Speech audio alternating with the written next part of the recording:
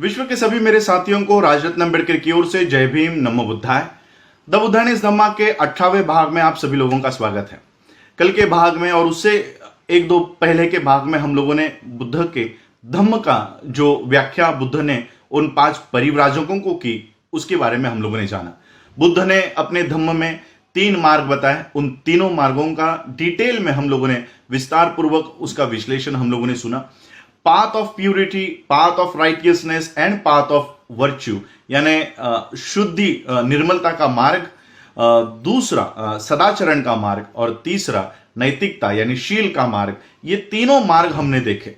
बुद्ध ने इन तीनों मार्गों को बहुत ही विस्तार से इन 5 परिव्राजकों को समझाया और फिर बुद्ध ने इन 5 परिव्राजकों को पूछा कि अब मुझे बताओ कि क्या इस दुनिया में एक अच्छा इंसान बनने के लिए ये व्यक्तिगत निर्मलता, व्यक्तिगत शुद्धता, क्या इसकी जरूरत नहीं है?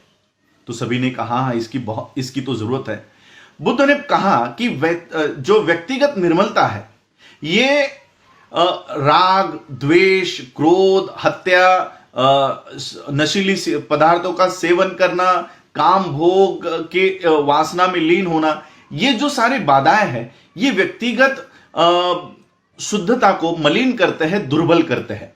तो क्या हम लोगों को अपने व्यक्तिगत शुद्धता को बनाए रखने के लिए एक मजबूत चरित्र का निर्माण नहीं करना चाहिए? 5 परिव्राजकों ने कहा कि हाँ, ये ऐसा ही है। और फिर बुद्ध ने पूछा, 5 परिव्राजकों को पूछा ये शुद्धता के मार्ग के बाद कि दुनिया में एक इंसान दूसरे इंसान के साथ अन्याय करता है, अमानुष व्यवहार करता है, एक इंसान दूसरे इंसान को दुख पहुंचाता है और उसको ये सब करने में शर्म महसूस नहीं होती, कोई झिझक महसूस नहीं होती। क्या वो इसलिए नहीं है क्योंकि उसमें सदाचरण मार्ग का अभाव है? क्या वो इसलिए नहीं कर रहा क्योंकि वो अपने जीवन में पाथ ऑफ राइटियसनेस को कंसीडर नहीं करता, उसको मान्यता नहीं देता, सदाचरण मार्ग को मान्यता नहीं देता? तो 5 परिव्राजकों ने कहा हाँ, ये ऐसे ही है। तो बुद्ध ने कहा तो ये दुनिया में जो इनजस्टिस है, अन्याय है, अमानुषता है, इसे दूर करने के लिए क्या किसी इंसान को अष्टांगिक मार्ग का प्रैक्टिस, पालन, अभ्यास नहीं करना चाहिए? सम्यक दृष्टि का, सम्यक वाचा का, सम्यक कर्मांत का, सम्यक आजीविका का, क्या इन अष्टांगिक मार्गों के ऊपर उसे अभ्यास नहीं करना चाहिए?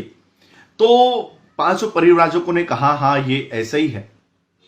और फिर बुद्ध ने अपने पाथ ऑफ वर्च्यू की ओर बुद्ध मुड़े, यानी शील मार्ग की ओर मुड़े। बुद्ध ने कहा कि दुनिया में ये सभी लोग दुखी है, गरीब है और ये सारे दुख से गुजर रहे हैं, तो क्या दान की जरूरत नहीं है? दान पारमिता, क्या हमको दान नहीं करना चाहिए जरूरतमंदों के लिए और जो दुखी है उसके लिए? उन सभी लोगों ने कहा दान की तो जरूरत है। और बुद्ध ने कहा कि ये सारे लोग पीड़ित हैं, दुखी है, अन्यायग्रस्त है, क्या इनके साथ करुणा का व्यवहार नहीं होना चाहिए?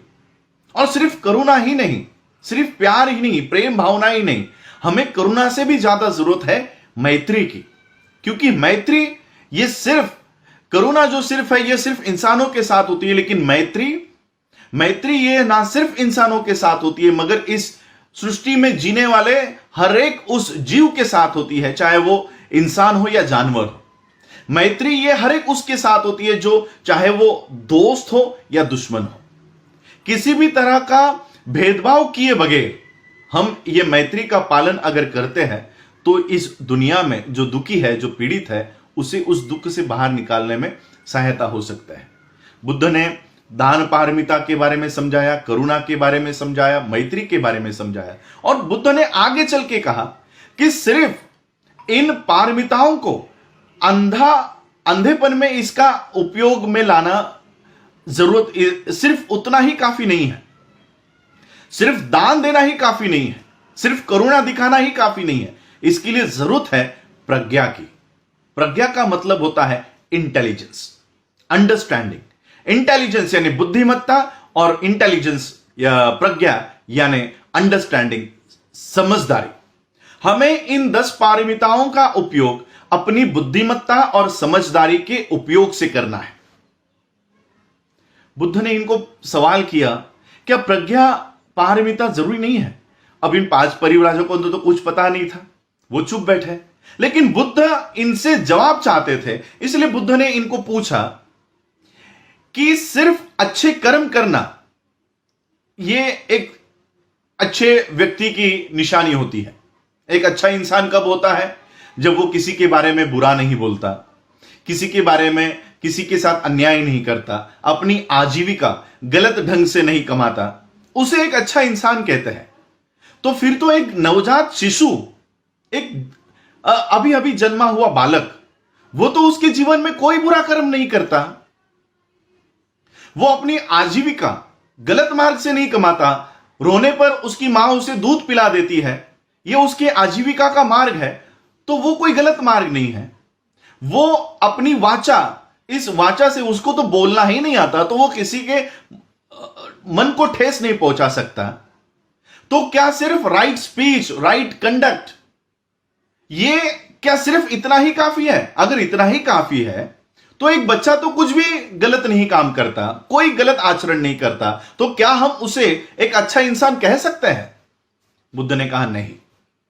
सिर्फ अच्छे कर्म करना, सिर्फ अच्छी वाणी रखना, सिर्फ अपनी अच्छी आजीविका रखना, सिर्फ दान देना, सिर्फ करुणा भाव रखना, सिर्फ इतना काफी नहीं है। उसके साथ जरूरी है प्रज्ञा की, इंटेलिजेंस की और समझदारी की, बुद्धिमत्ता की और समझदारी की बहुत जरूरत है। अगर समझदारी के साथ और अपनी बुद्धिमत्ता के साथ अगर हमने 10 पारमिताओं का इस्तेमाल नहीं किया तो ये घातक साबित होंगी, ये घातक साबित होंगी। अगर हम किसी को दान दे रहे हैं और प्रज्ञा का इस्तेमाल नहीं कर रहे, किसी को दान दे रहे हैं और अपने बुद्धिमत्ता का, समझदारी का इस्तेमाल नहीं कर रहे, तो ये दान ये अनैतिक मार्गों में इस्तेमाल में लाया जा सकता है, इसका अनैतिक इस्तेमाल हो सकता है। अगर हम करुणा का प्रज्ञा के साथ उसका अगर इस्तेमाल नहीं करें तो हो सकता है हम किसी शैतान को प्यार दे रहे हो। और इसलिए हम लोगों को जरूरत है अपने समझदारी के साथ और अपनी बुद्धिमत्ता के साथ इन 10 पारमिताओं का इस्तेमाल में लाया जाए। बुद्ध ने अपने इन 10 पारमिताओं के साथ प्रज्ञा पारमिता का महत्व समझाया। सभी बुद्ध ने बताया, जितने भी पारमिता बुद्ध ने बताया है उसकी परीक्षा ये प्रज्ञा पारमिता के साथ होनी ही चाहिए।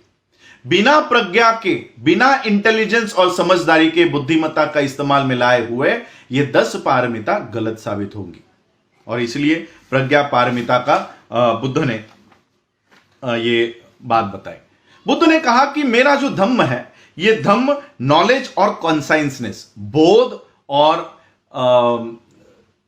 नॉलेज का, शिक्षा का बेसिस पे ये जानकारी देता है। अपने बुद्ध बताते हैं अपने धम्म में कि क्या गलत है, what is wrong conduct.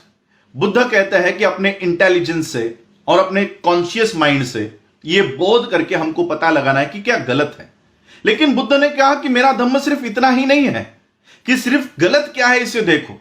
Buddha ने कहा कि अपने इंटेलिजेंस का, अपनी बुद्धिमत्ता का इस्तेमाल सिर्फ गलत कंडक्ट क्या है, गलत आचरण क्या है, अकुशल कर्म क्या है, सिर्फ यहां तक मर्यादित नहीं है। मेरा धम्म सिर्फ यहां तक मर्यादित नहीं है। मेरा धम्म अच्छा कर्म क्या है और अच्छे कर्म कैसे किए जाते हैं उसके ऊपर भी ये धम्म मेरा लागू है। और इसलिए बुद्ध ने इस तरह से बताया कि ये प्रज्ञा पारमिता के माध्यम से अच्छे कर्म और बुरे कर्म में डिफरेंस हम कर सकते हैं। बुद्ध ने फिर अपने इस धम्म उपदेश का समापन करते हुए बुद्ध ने पूछा, आप लोगों को लगता होगा कि मेरा जो धम्म है ये नकारात्मक धम्म है। शायद आप लोगों की ये धारणा होती होगी कि मेरा धम्म एक नकारात्मक धम्म है, लेकिन मैं आप लोगों को बताना चाहता हूं, मैं आप लोगों का ध्यान आकर्षित करना चाहता हूं कि मेरा धम्म नकारात्मक धम्म नहीं है, ये केवल मानवता के दुख के ऊपर बात नहीं करता, तो it tell you such a view of my dhamma would be wrong. Buddha कह रहे हैं कि इस तरह का धम्म आप लोगों को अगर कोई सादर करता है तो वो एक गलत चीज है। मेरा धम्म सिर्फ दुखों के ऊपर केंद्रित नहीं है, तो मेरा धम्म ये दुखों को दूर करने के मार्ग के ऊपर केंद्रित है।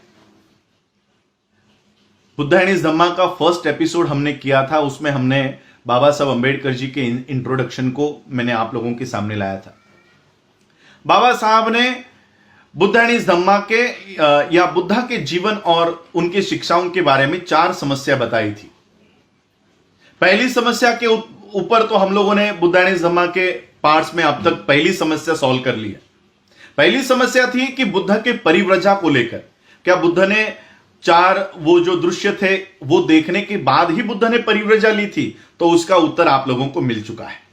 दूसरी समस्या जो बाबा साहब ने बुद्ध एंड हिज धम्मा बुद्धा के जीवन को लेकर की थी, वो ये थी कि जो 4 महान सत्य बुद्ध के जीवन के बताए जाते हैं कि जीवन दुख है, मरण दुख है, पुनर्जन्म दुख है, तो ये इस तरह का धम्म लोगों के सामने, और खास करके जो बौद्ध नहीं है, इन लोगों के सामने अगर हम लेकर जाते हैं तो उनको लगता है अगर जीवन भी दुख है, मरण भी दुख है और पुनर्जन्म भी दुख है, तो फिर बुद्ध कर भी क्या सकते हैं। इस तरह का धम्म ये लोगों के सामने लेकर जाया जाता है, इसलिए बाबा साहब ने ये दूसरी समस्या रखी थी और बाबा साहब यहां पर उस दूसरी समस्या का उत्तर दे रहे हैं। यानी आज 18वें भाग में हम आते आते बाबा साहब की दूसरी समस्या जो बाबा साहब ने इंट्रोडक्शन में बताई थी, उसका जवाब हम यहां पर ले रहे हैं। बुद्ध खुद कहते हैं कि मेरा धम्म इस तरह से सबके सामने लाया जाएगा कि मैं सिर्फ दुखों की बात करता हूं, लेकिन बाबा साहब लिख रहे हैं, बुद्ध कहते हैं कि मेरा धम्म ये सच है कि दुख के अस्तित्व को पहचानता है, ये उसकी जानकारी देता है कि जीवन में दुख है, लेकिन मेरा धम्म ये केंद्रित है उस दुख से बाहर निकालने के मार्ग के ऊपर। बुद्ध लिखते हैं नो डाउट, बाबा साहब लिखते हैं, बुद्ध कह रहे हैं no doubt my dhamma recognizes the existence of suffering, but do not forget that it also lays equal stress on removal of suffering. मेरा धम्म सिर्फ दुखों की बात नहीं करता, तो दुखों में से बाहर निकालने का मार्ग का भी बात मेरा धम्म करता है, और इसलिए मेरा यह धम्म ये सकारात्मक धम्म है, लोगों को इसमें उम्मीद है, और इसलिए मेरे धम्म की सबसे महत्वपूर्ण जो पर्पस है, इसका हेतु है, वो है अविद्या को दूर करना। जितनी भी गलत धारणा है, इस धारणाओं को दूर करना, यही मेरे धम्म का उद्देश्य है। और मेरे धम्म का उद्देश्य है कि इंसानियत जिस दुखों से गुजर रही है, इन दुखों को हमेशा के लिए उसका निवारण करना, इन दुखों का दूर करना, यही बुद्ध के धम्म का उद्देश्य है। और फिर बुद्ध ने पूछा कि आप मेरे इस सारे सिद्धांतों से एग्री करते हो, मानते हो या नहीं। और फिर 5 परिव्राजकों ने कहा हाँ, हम इसे मानते हैं। और उन 5 परिव्राजकों ने फिर बुद्ध को जवाब दिया कि हे बुद्ध, ये अपने आप में एक अनोखा धम्म हम लोगों को आज जानने को मिला है। ये पहला पूरे विश्व में आप पहले ऐसे धम्म के संस्थापक होंगे जिन्होंने दुख के अस्तित्व का स्वीकार किया, और पहले आप इस दुनिया में ऐसे एक धर्म की नींव रख रहे हो जो दुखों को दूर करने का मार्ग दिखाते हैं। बुद्ध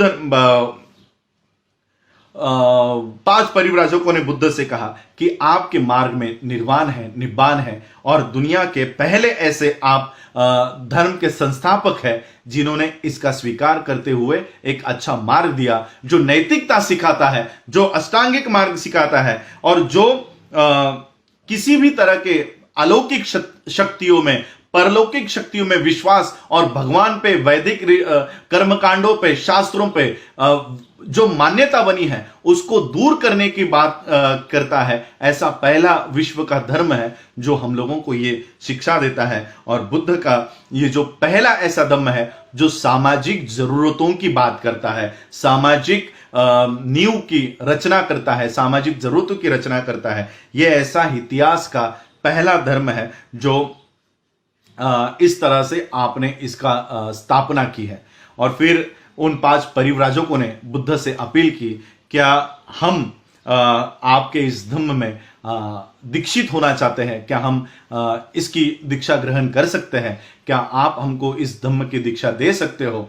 तो बुद्ध ने जो शब्द कहे वो थे, अहम भिक्खवे आओ भिक्खुओ, और देखो मेरा ये धम्म क्या है। और इस तरह से ये 5 परिव्राजक जो बुद्ध को निरंजना तट पर मिले थे, तपश्चर्या मार्ग का ये परीक्षा कर रहे थे।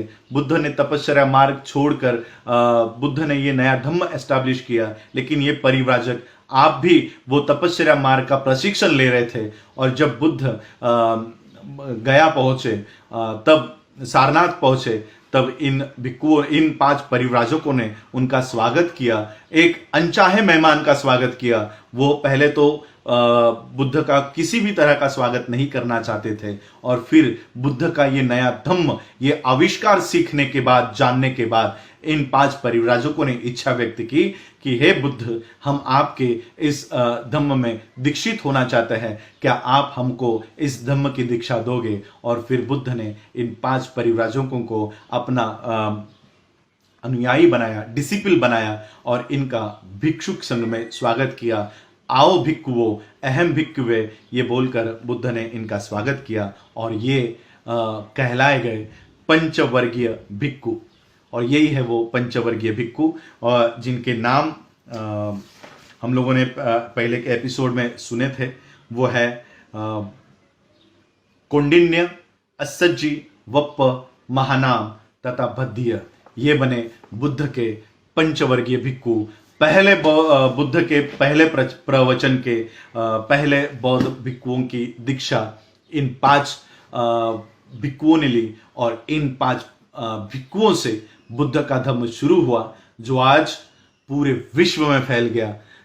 इतनी बड़ी क्रांति बुद्ध के इस सामाजिक धम्म से हुई, और ये धम्म बाबा साहब ने हमको दिया, द बुद्ध एंड हिज धम्म। आगे के पार्ट्स में हम देखेंगे कि बुद्ध ने और किन किन को अपने धम्म में दीक्षित किया, किन किन लोगों को बौद्ध धम्म की दीक्षा दी। राजा हो, रंक हो, स्त्री हो, या किसी भी जाति धर्म के लोग हो, सभी लोगों को किस तरह से बुद्ध ने अपने धम्म में लिया, यह हम आगे के एपिसोड्स में देखेंगे। और फिर जानेंगे बुद्ध एंड हिज धम्मा को विस्तार पूर्वक। आज आप लोगों ने मुझे सुना, उसके लिए आप सभी लोगों का आभार, धन्यवाद। जय भीम, जय भारत, जय बुद्ध।